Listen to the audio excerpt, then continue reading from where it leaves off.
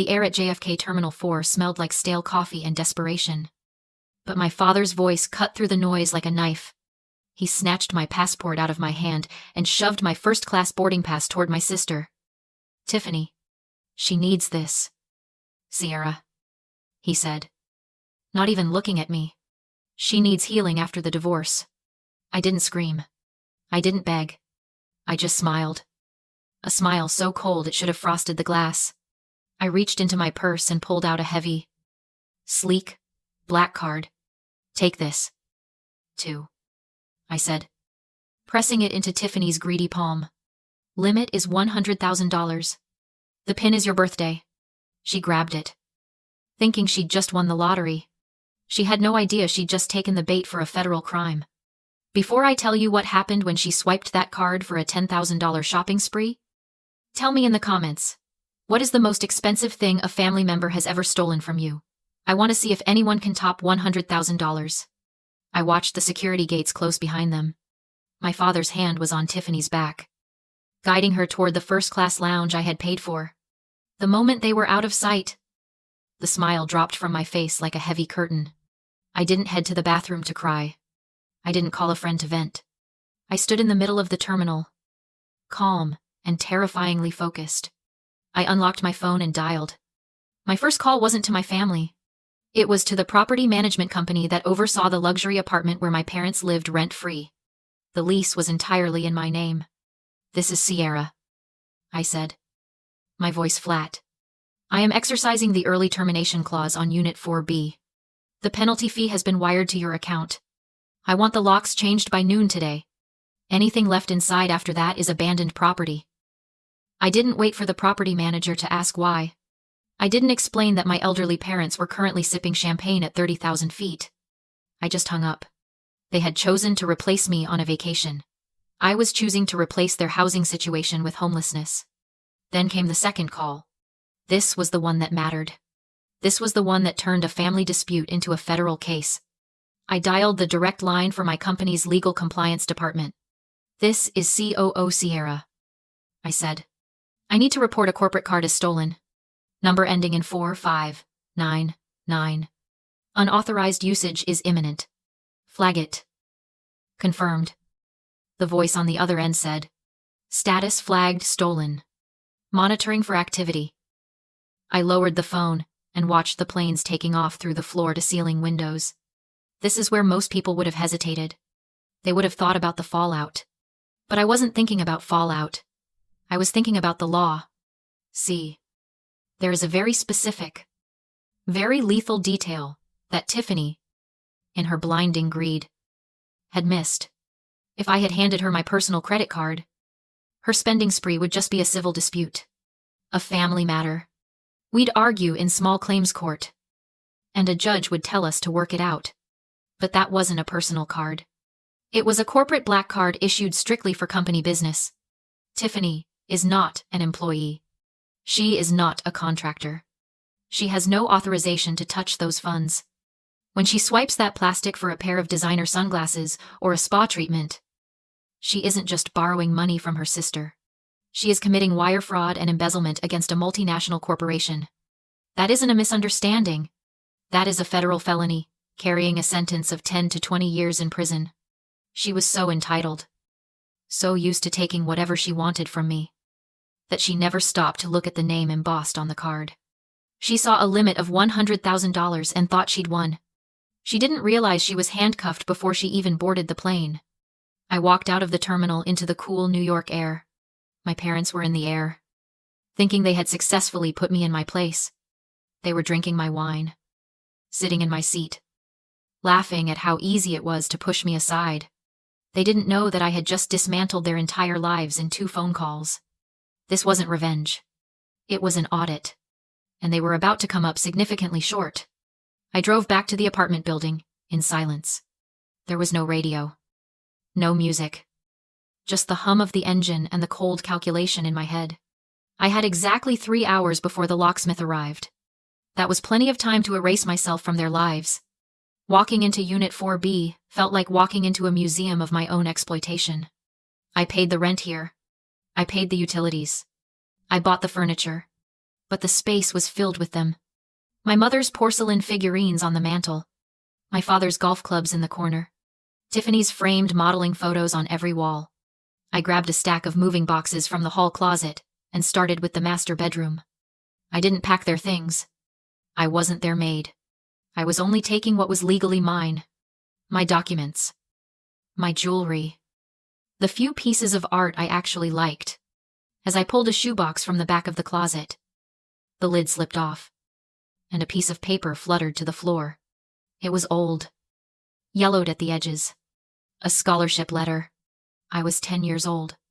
I had won a full ride to a prestigious science camp in Washington, D.C. I remembered running home, clutching this letter, thinking finally they would see me. But they didn't see me. They saw a resource. Sierra. Honey. My mother had said, smoothing my hair while she crushed my dreams. We can't send you to D.C. Who would help with the chores? Besides, Tiffany got into that modeling school in the city. It's expensive. We need the gas money. They took the scholarship money, which was transferable as a cash bursary for travel, and used it to pay for Tiffany's portfolio photos. Photos that went nowhere because she quit 3 weeks later when she realized modeling involved waking up early. I remembered crying in my room, feeling the walls closing in, realizing that my potential would always be harvested to feed Tiffany's vanity. I looked at that letter now. 20 years later. I didn't cry this time. I crumpled the paper in my fist until my knuckles turned white. They broke a 10-year-old girl that day because they thought she was weak. They didn't realize they were forging steel. I walked out to the living room and took the large family portrait off the wall. It was taken last Christmas. They were all smiling, sitting in front, while I stood in the back, half obscured by a shadow. You're so strong, Sierra. My father always used to say whenever he needed money. Tiffany is fragile. She needs us. You can take care of yourself. He was right. I can take care of myself. And I was about to prove it. I carried the portrait to the trash chute in the hallway and shoved it down. The sound of the glass shattering 3 floors below was the most satisfying thing I had heard in years. They stole my childhood to pay for her hobbies. Now, I was stealing their retirement to pay for my peace of mind. I finished packing in under an hour. My car was full. The apartment looked strange now, cluttered with their junk, but stripped of all the valuable items that actually made it livable. The TV, the sound system, the high-end kitchen appliances, all mine. All gone. I placed the single brass key on the granite countertop. It sat there, cold and heavy. This wasn't just a key to a door, it was the key to their survival. And I was leaving it behind. I walked out, the heavy door clicking shut with a finality that echoed in the empty hallway. The locks would be changed by noon. When they came back, this wouldn't be a home. It would be a fortress. And they were on the outside. I watched my phone light up. It started slow. Just a few chirps as they cleared customs in Nice and boarded the yacht. Then it became a steady rhythm. A digital heartbeat of pure, unfiltered entitlement. Ping. $5,000 at Dior duty-free. Tiffany needed sunglasses to match her stolen lifestyle. Ping. $2,000 at the airport caviar bar. Because why eat a sandwich when you can eat gold? Ping. $12,000 for an upgrade to the Royal Emperor suite on the yacht. I sat in my empty apartment, surrounded by boxes, and just watched the notifications roll in. I didn't block them. I didn't call the bank to stop it. I screenshotted every single one. Tiffany wasn't just spending money. She was building a case against herself. She posted a photo on Instagram almost immediately. She was lounging on the deck of the yacht, holding a glass of champagne, wearing the new sunglasses. The caption read, "Living my best life. Sometimes you just have to treat yourself. Number, blessed, number, healing, number, self-made." Self-made. I almost laughed. Then came a text from my mother. It was a photo of Tiffany, smiling, looking radiant and expensive. Underneath, she wrote, "See, she's so happy. You should have done this years ago. Sierra, stop being bitter and be happy for your sister. This is what family does." I didn't reply. I saved the text to a folder labeled Evidence. Every swipe of that card was adding another year to her sentence. Every smug post was another nail in the coffin. I let them dig. I let them dig until they hit bedrock. The next few days were a blur of notifications. They treated the yacht like a personal playground. Spa treatments. Private excursions. Bottles of wine that cost more than my first car. They were living like royalty on a corporate expense account, completely oblivious to the fact that they were dancing on the deck of the Titanic. I went to work. I sat in meetings. I reviewed spreadsheets. I acted like the perfect, professional COO. But underneath the calm exterior, I was counting down the hours. The cruise was 5 days long. On day 5, the bill would come due, and I would be ready. The crash back to reality started before they even touched American soil. On the final morning of the cruise, when they went to settle the incidental charges, the tips, the extra champagne, the souvenir shop raids, the black card was declined. I wasn't there to see it, but I can imagine the scene. Tiffany, flushed with embarrassment, arguing with the purser. My father blustering about a banking error. They had to scrape together every bit of cash they had, probably emptying their wallets and emergency stashes just to get off the boat. It was a humiliating end to a stolen vacation, but it was nothing compared to what was waiting for them in New York. They landed at JFK tired, hungover, and irritable. They took a cab back to the apartment building, the building they still thought was home. I was in my office across town, tracking their progress via the Find My notification on my mother's phone. I watched the little dot move from the airport, crawl through traffic, and finally stop at the address that no longer welcomed them. My phone rang almost immediately. It was my father. "Sierra," he shouted. The moment I picked up, he didn't even say hello. "The key isn't working, the lock is jammed. Call the super right now, and tell him to get up here. We're exhausted." "The lock isn't jammed, Dad," I said, leaning back in my leather chair. "It's changed." "Changed? What are you talking about?"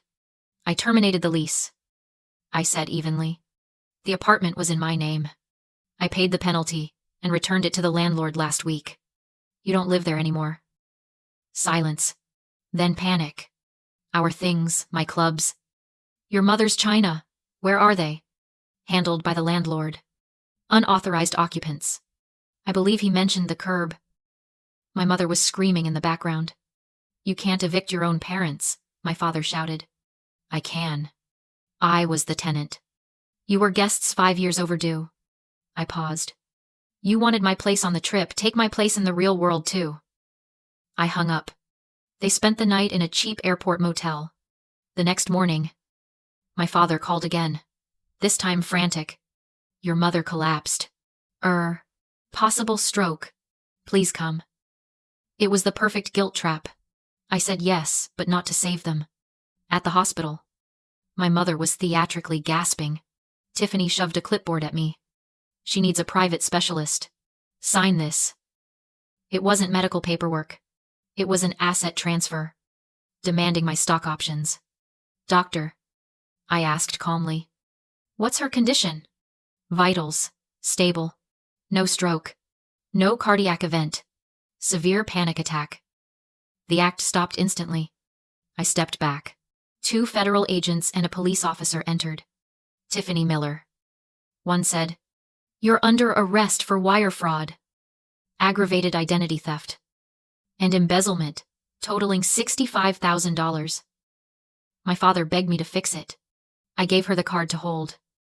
I said, "It was a corporate card. She spent company funds. That's embezzlement."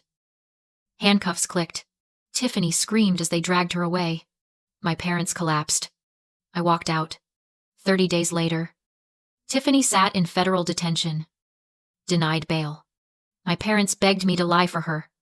I didn't. Instead, I sent one final email to their lawyer, ceasing mine. "For years, you taught me love was transactional and submission was the price. I shared the lifestyle. Now I share the consequences. I am not the victim, the law is. Do not contact me again. I am no longer your daughter." I am a witness. Goodbye. I sent it from first class. As the plane lifted off JFK toward the Maldives. Champagne. I told the flight attendant. And no interruptions. It tasted like freedom.